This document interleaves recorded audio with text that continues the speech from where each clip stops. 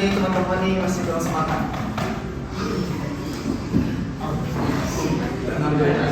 Baiklah, diulangi. Assalamualaikum warahmatullahi wabarakatuh. Waalaikumsalam warahmatullahi wabarakatuh. Alhamdulillah. Alhamdulillahirrahmanirrahim. Wassalatu wassalamu ala asrafil anbiya'i wal mursalin Sayyidina Maulana Muhammadin. Alhamdulillahil qawiyyu subhanahu al-wadihil burhan. Asyhadu an la ilaha illallah wa asyhadu anna Muhammadar Rasulullah. Baiklah, yang pertama-tama marilah kita panjatkan puji syukur kepada Allah Subhanahu wa taala yang mana pada siang hari ini menjelang siang kita semua dapat berkumpul bersama-sama di tempat yang sejuk ini.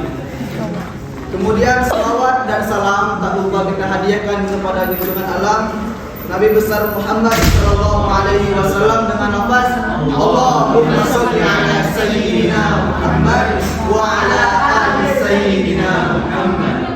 Baiklah, pertama-tama yang saya hormati Bapak Jaya, yang mana pada hari ini kemungkinan Bapak tidak bisa hadir.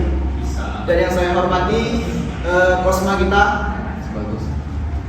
Taufik, dan ada juga mantan Kosma kita yang sebagus, dan juga serta perangkat kelas. Dan yang saya banggakan teman-teman semua yang pada hari ini bersemangat sekali untuk kuliah. Semangat? Halo, saya balik. Baiklah, untuk mempersingkat waktu, di sini saya sebagai moderator, saya akan memimpin materi kita pada hari ini, yang mana kita dapat lihat sendiri di belakang saya sudah ada Ustazah Halimah. Di mana hari ini beliau akan menyampaikan materi yang berjudul format penyusunan RPP mata kuliah mata pelajaran PAI. Nah, teman-teman kan mungkin belum tahu apa sih RPP itu. Yang kali ini akan disampaikan oleh Ustazah Halimah. Dan di sebelah saya dan di samping saya ini ada Ustazah Desi. Masya Allah. Dan beliau di sini sebagai notulen ya. Nah, bagaimana keseruannya? Saya mohon buat teman-teman semua untuk duduk dengan santai, tenang. Dalam hal ini dipersilakan kepada Ustazah Halimah, dipersilakan. Tepuk tangan dulu.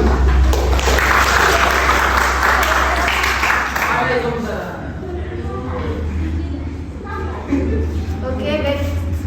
Sebelumnya, Assalamualaikum warahmatullahi wabarakatuh. Waalaikumsalam warahmatullahi wabarakatuh. Selamat pagi. Pagi. Nah, saya berbeda dari teman-teman saya. Baiklah, alhamdulillahirabbil alamin wa bihi nasta'in wa ala umuri dunya waddin. Wassalatu wassalamu ala asrofil anbiya'i wal mursalin wa ala alihi washabihi ajmain. Amma. Yang terhormat kepada Bapak Jaya, kepada Bapak Dr. Jaya SAG MPD yang dimana beliau pada hari ini kebetulan tidak sempat hadir, dan juga kepada teman-teman semua yang insya Allah saya banggakan. Pertama-tama marilah kita panjatkan rasa puja dan puji syukur kita atas kehadirat Allah yang mana telah memberikan segala karunia dan juga rahmatnya kepada kita semua, sehingga kita bisa berkumpul di tempat ini dalam keadaan yang insya Allah semuanya dalam keadaan sehat. Kalian semuanya sehat? Alhamdulillah. Dan juga kita tak lupa pula untuk mengirimkan sholawat serta salam kepada baginda Rasulullah Sallallahu Alaihi Wasallam dengan mengucapkan sholawat Allahumma sholli ala sayyidina Muhammad wa ala ali sayyidina Muhammad. Jadi sebelumnya saya mau cerita sebelum kita ke materi kita pada pagi hari ini. Dari ketujuh kelompok kemarin ya, saya paling suka dengan metode pembelajaran dari Bapak Hasan. Boleh tepuk tangan dulu dong. Kenapa saya bilang menyukai? Ketika saya menjadi seorang pengajar, saya ingin murid saya itu memperhatikan saya, tidak main HP, boleh ditaruh dulu. Nah, kemudian saya minta waktunya kepada teman-teman. Sepertinya tuh kayak apa ya? Ketika beliau mengajar tuh kayak harus pandang saya dan berikan. Jadi tuh harus fokus gitu kan. Nah, kemudian ketika saya menjadi muridnya Bapak Hasan, saya nggak suka. Kenapa masalahnya? Kenapa juga? Saya tertekan, saya takut. takut. Saya misalnya nih Irza ditanya, saya sudah menyiapkan jawaban dulu, tapi ternyata saya tidak dipanggil. tapi semuanya dari penampilan ketujuh kelompok kemarin tuh alhamdulillah semuanya bagus-bagus. Saya aja insecure sebenarnya di sini. Boleh dong kita tepuk tangan untuk diri kita masing-masing. Nah, udah siap belum kalian untuk masuk ke materi kita pada pagi ini? Siap. Saya bilang saya minta waktu dan perhatiannya, tolong diletakkan HP-nya. Boleh disimpan? Tolong suaranya. Nah, di sini saya akan membahas tentang judul besarnya yaitu format penyusunan LPP mata pelajaran pendidikan agama Islam. Ada 4 poin seperti yang sudah tertera di layar. Yang pertama, saya akan membahas tentang pengertian. Yang kedua, saya akan membahas tentang pendidikan agama Islam. Yang ketiga, yaitu langkah-langkah penyusunan LPP. Dan yang keempat, yaitu pentingnya perencanaan pembelajaran.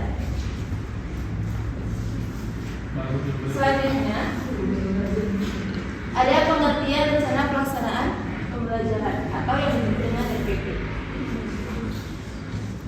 Nah, kalian bisa baca di depan. Ada pertanyaan untuk kalian, boleh dibaca sama-sama.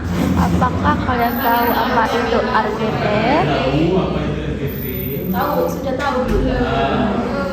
Oke, kita bahas. Rencana sedikit. pelaksanaan pembelajaran. Nah, di sini dijelaskan ada rencana. RPP itu kan rencana pelaksanaan pembelajaran. Ada rencana. Rencana itu merupakan sesuatu yang akan atau sesuatu yang sudah dirancang. Hasil merancang program desain. Masih ingat kemarin desain apa? Iqbal? Rancangan gambaran. Kemarin sudah kita bahas 7 kelompok. Ada desain itu apa? Apa? Yang keluar? Saya nggak dengar. Ya. Dia Karina? Rencana.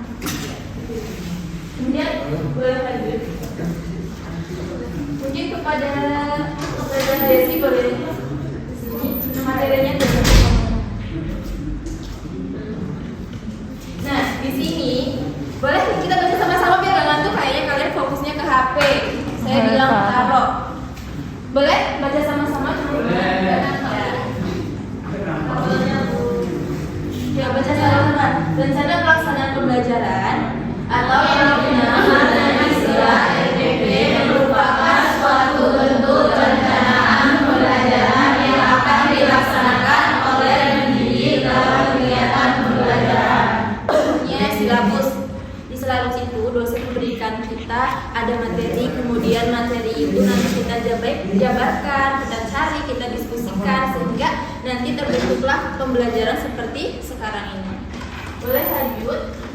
Yang kedua, yaitu ada tujuan LPP. Yang pertama, memudahkan dan memperlancar proses pembelajaran serta meningkatkan hasil belajar. Kita tahu ya bahwasanya belajar itu untuk meningkatkan kualitas dan potensi dari peserta didik. Mau kemana, Nak? Ya, buruan ya. Adalah untuk meningkatkan hasil daripada peserta didik, baik itu kemampuannya, baik itu nilai-nilai yang ada pada dirinya. Terus apa lagi? Peningkatan pengetahuannya, terutama ya. Kemudian yang kedua adalah memberikan guru kesempatan untuk merencanakan pembelajaran sesuai kebutuhan siswa, kemampuan guru dan juga fasilitas. Karena ada 3 di sini ya yang perlu direncanakan ketika hendak melakukan pembelajaran. Yang pertama adalah kebutuhan siswa. Dari kebutuhan siswa ini, guru melihat dari cara kita belajar seperti ini, guru melihat dan menilai kira-kira peserta didik ini bagaimana. Ada apa? Ya, nanti kalau kurang jelas boleh ditanyakan. Kebutuhan siswa itu dapat dilihat dari bagaimana guru itu melihat peserta didiknya, melihat karakter seperti apa ya dia tuh kira-kira yang cocok untuk pembelajaran sehingga tidak ada kesenjangan dalam proses pembelajaran. Kemudian di sini ada apa lagi? Ada apa karena apa Bu? Kemampuan guru. Dalam kemampuan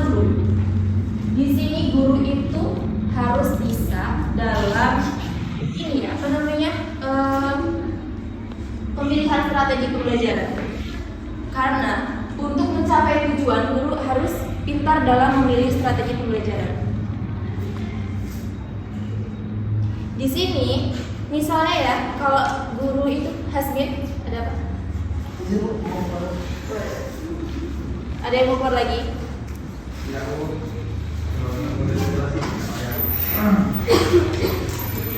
Ketika kita ya, orang guru tidak tahu karakter dari peserta didiknya, kita menyampaikan materi, tapi kita menyampaikan murid kayak, hah?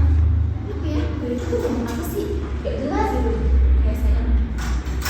Nah, dan juga ada fasilitas seperti gedung sekolah, lapangan, terus ada ruang komputer, laboratorium, dan juga sebagainya. Dan yang terakhir yaitu, saya minta Meza untuk bacakan. Serta merencanakan pembelajaran secara profesional, sistematis, dan berdaya, maka Guru dapat melihat, menganalisis, dan memprediksi program pembelajaran sebagai bagian dari sistem kerja yang logis dan terencana. Sampai sini bisa dipahami, rekan-rekan?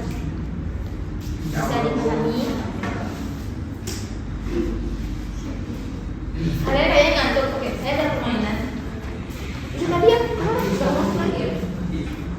Sepertinya tidak. Kurang kurang lagi. Oke, ini sini ya. Ini kelompok wak. Ya, kelompok. Ini kelompok wik. Dari mana Bu? Ini ke Andin, kelompok buk ya. Buk. Ya. Bu. Ini bagus kelompok. Oh, naik ini. Ya, ini kelompok buk ya. Ya, itu apa? Buk. Buat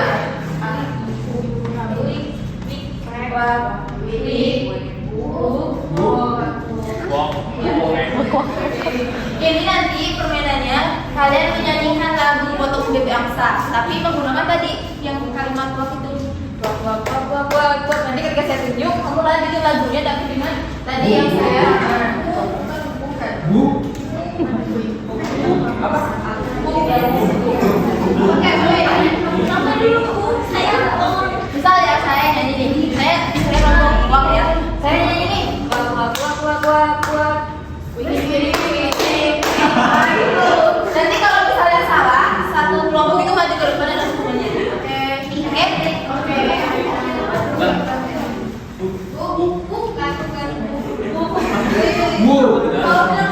Kalian ini kan bisa dapat biar suaranya. Jadi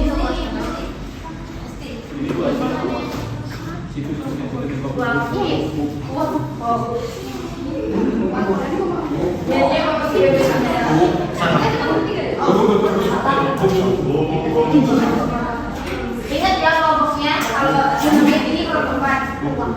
Ini mau makan. Coba.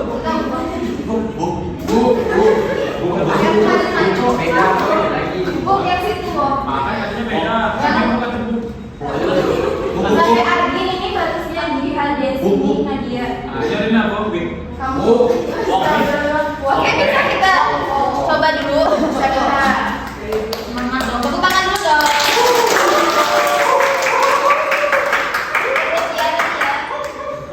Kita tes dulu. Coba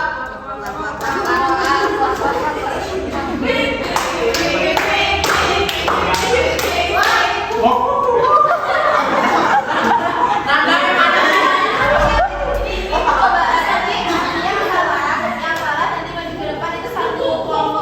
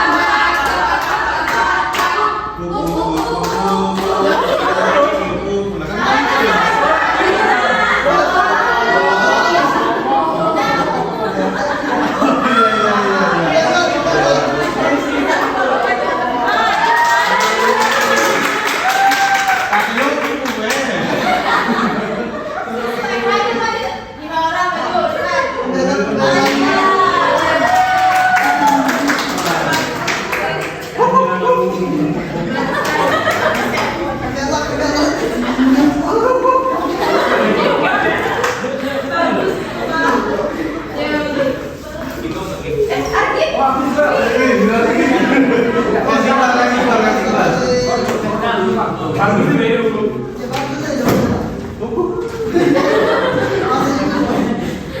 Langsung. Hukumannya, saya tunjuk nih. Bagus. Saya tunjuk kalau yang saya tunjuk yang pertama itu tepuk tangan. Yang kedua nafas. Yang ketiga apa ya? Oh, yang pertama begitu. Yang kedua bernafas. Yang ketiga tepuk tangan. Gimana ngomongnya tuh? Berhitung. Jadi, saya bilang- Satu. Ya, saya bilang satu. Kamu bilang satu. Kamu dua. Ya, yang ketiga tepuk tangan. Ya. Siap. Satu. Saya dong, aku lihat. Oke, siap mulai. Siap. Satu ini tahu saya bilang nama aja ya. Pertama itu yang pertama itu hitung satu, yang kedua bernafas. Cuma dia terus hitungannya terus. Mulai. Bagus. Satu. Lagi. Tiga. Ulang. Fokusnya ke saya. Nadia. Satu. Langsung itu. Nadia. Satu. Bagus. Baru ya sekarang baru semua ya. Bareng. Ulang. Satu, dua, tiga, kalian. Satu, dua, tiga. Satu. Nafas. Satu, dua, tiga. Satu.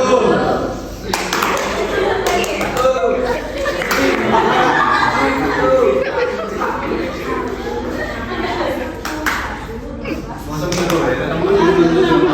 Kompak ya. Oke. Satu, dua, tiga. Satu. Lagi satu. Ulang. Lagi, satu, dua, tiga. Satu. Satu.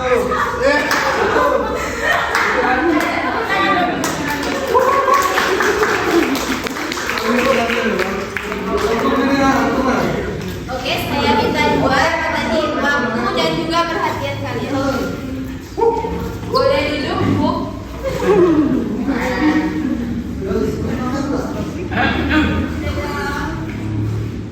Oke, di sini kita selanjutnya yaitu tentang pendidikan agama Islam. Ada dua hal yang menjadi fokus dalam pendidikan agama Islam. Yang pertama yaitu mendidik siswa untuk berperilaku sesuai dengan nilai-nilai akhlak Islam dan mendidik siswa untuk mempelajari. Kemudian yang kedua, memahami materi yang berkaitan dengan agama Islam. Boleh lagi yang ketiga? Nah, adapun pembelajaran di sini bermakna proses, cara menjadikan orang atau makhluk hidup belajar. Kemudian tujuannya yaitu untuk meningkatkan pemahaman, penghayatan, keimanan dan juga pengalaman dari peserta didik. Contohnya ya sederhana saja, ketika sekarang ya kalau misalnya ditanya, sekarang itu kalau ditanya kadang gak ada akhlak. Misal ya, kamu mau kemana gitu, kamu nanya, betul nggak? Kesel kan kita. Nah, terus kalau misalnya lagi sekarang ada virus baru lagi, nggak bahaya kan? Nggak bahaya apa? Ya kan? Nah, kadang juga banyak dari anak-anak yang tidak sekolah, yang tidak menempuh pendidikan, mereka itu kurang sopan kepada orang tua. Ada di kerumunan banyak orang tua, dia tidak permisi, dia jalan lorong aja, tidak permisi Bu, Pak. Misalnya masuk kelas nih, nggak salam dulu, nggak izin dulu sama dosennya kalau telat, lihat. Ya kan? Gitu kayak apa ya, kalau kita bahas pendidikan agama itu kayak nggak masuk gitu di kita, kayak masih kurang. Itu tidak, saudara Laihan? Iya betul. Kamu juga tadi nggak ikut kuliah kan? Oke. Sampai sini bisa dipahami ya, bahwasanya kalau ditanya sama kawannya, ada tugas nggak teman-teman? Ada loh di halaman 2. Jangan kamu nanya, kamu nanya. Awas ya, kita dari situ. Nah, udah paham? Bisa dipahami sampai sini? Bisa. Bisa.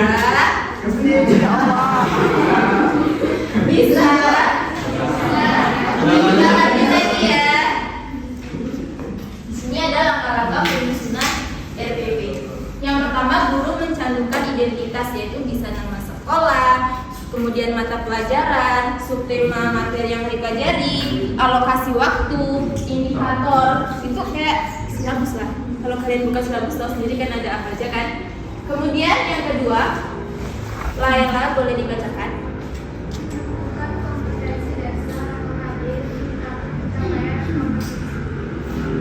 Firdaus jangan makan, kalau udah dibacakan yang ketiga. Merumuskan tujuan pembelajaran berdasarkan KDE. Ji, Dalu nih main HP. Ya kalau Yang keempat dulu. Oh iya, sorry. Intan boleh dibacakan yang keempat. Intan pembelajaran dalam bentuk raya sesuai pembelajaran capaian referensi. Ya, menuliskan pesan materi ajar yang ditulis dalam buku raya.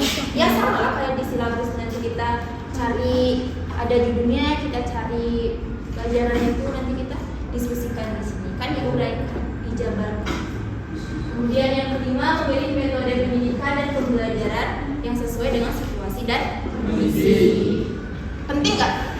Penting ya, kalau misalnya kita mau praktek sholat nih, tapi kondisi dan situasinya tuh lagi banjir, nggak mungkin kan kita sholat di atas air, iya kan? Karena ada mencantumkan sumber dan media belajar yang digunakan. Kalau kita lihat di silabus tuh dosen ada memberikan referensi materi yang iya mau dijadikan bahan ajar, ada referensinya. Dan yang ketujuh, Daus bedakan? menentukan penilaian proses dan hasil belajar. Ya. Selanjutnya, boleh kita baca sama-sama judul besarnya?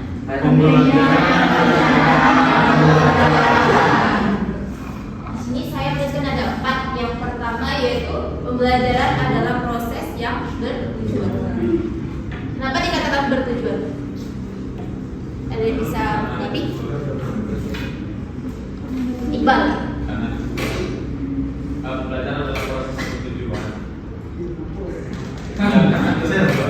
Oh, bagus. Ya.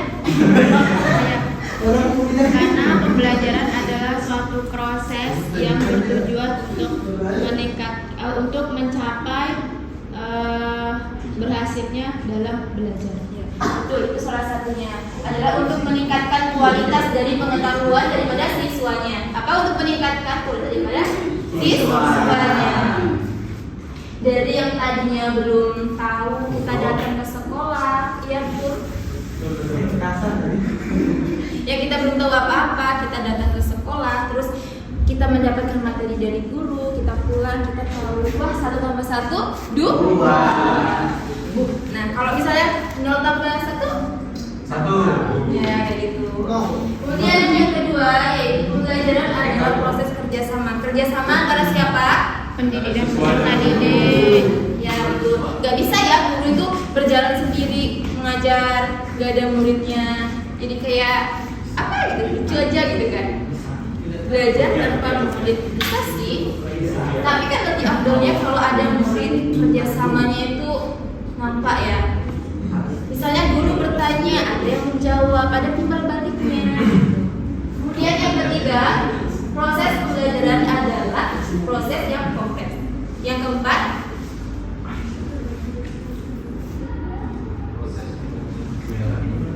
ngapain Dek? Kita belajar. Tugasnya nanti disimpan dulu. Coba bacakan yang terakhir.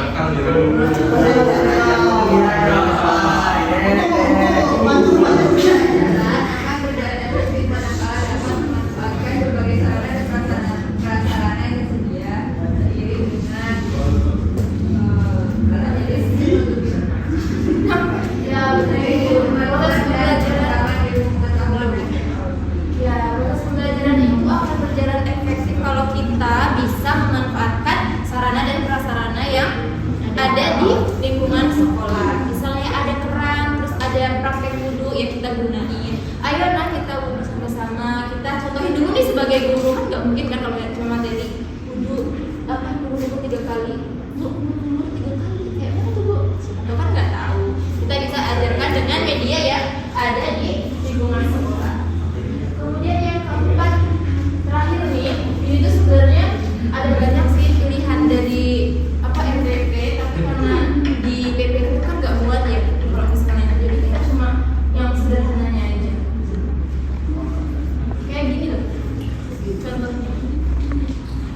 dilihat.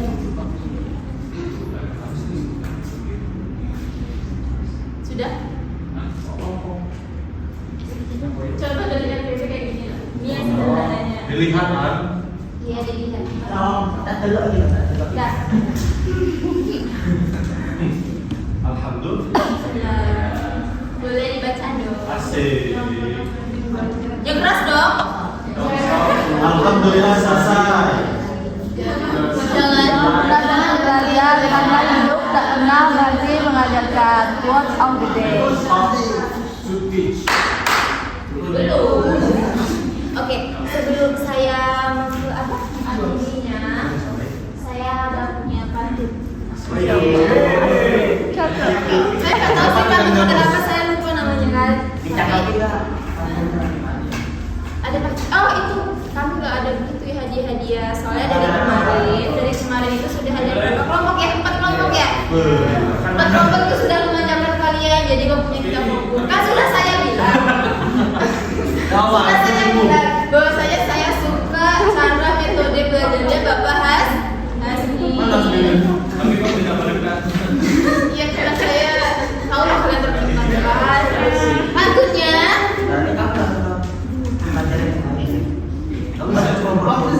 Wait, selesai.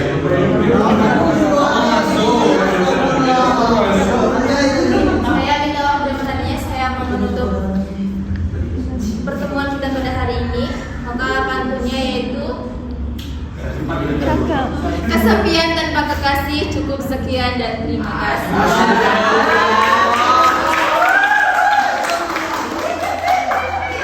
Saya kembalikan kepada moderator. Serunya assalamualaikum warahmatullahi wabarakatuh.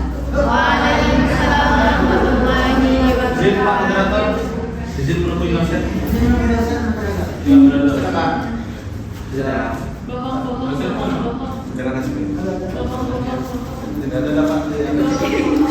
Bela teman-teman semua, beri aplaus terlebih dahulu untuk pematerian ini.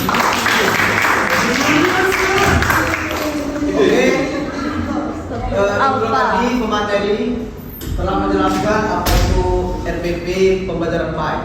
Nah, mungkin teman-teman semua sebagian ada yang tahu apa sih itu RPP kan. Nah, jadi dalam hal ini semua materi tadi akan kita cakup bersama-sama. Nah, dalam hal ini akan disampaikan oleh dosen kita, Ustazah Desi. Kepada saya.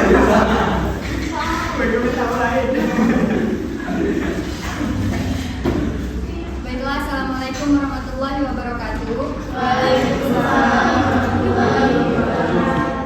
Sebelumnya perkenalkan saya Desi Sapitri. Di sini saya sebagai dosen akan menyimpulkan materi kami pada pagi hari ini, yaitu yang berjudul Format Penyusunan FPP Mata Pelajaran Pendidikan Agama Islam. Rencana pelaksanaan pembelajaran atau yang dikenal dengan istilah RPP merupakan suatu bentuk perencanaan pembelajaran yang akan dilaksanakan oleh pendidik dalam kegiatan pembelajaran. Pembelajaran bermakna proses, cara menjadikan orang atau makhluk hidup belajar. Pendidikan agama Islam yang menjadi suatu pelajaran, maka proses perencanaan pembelajaran pendidikan agama Islam yaitu pencapaian tujuan agama Islam dan pembelajaran pendidikan agama dalam upaya penerapan tata nilai dan budi pekerti yang baik. Mungkin cuma itu yang dapat saya simpulkan. Kurang dan lebihnya saya mohon maaf dan saya akhiri. Wassalamualaikum warahmatullahi wabarakatuh. Baiklah teman-teman semua, itulah tadi kesimpulan dari nutulan kami. Apa sih itu RPP pembelajaran PAI? Nah, saya sebagai moderator, saya mohon maaf kepada teman-teman semua apabila penyampaian saya kurang berkenan, apabila pemateri juga kurang dalam menyampaikan masih kurang dan materi juga masih kurang. Kami mohon maaf. Saya sebagai moderator, saya tutup mata kuliah kami kelompok 8. Saya akhiri dengan assalamualaikum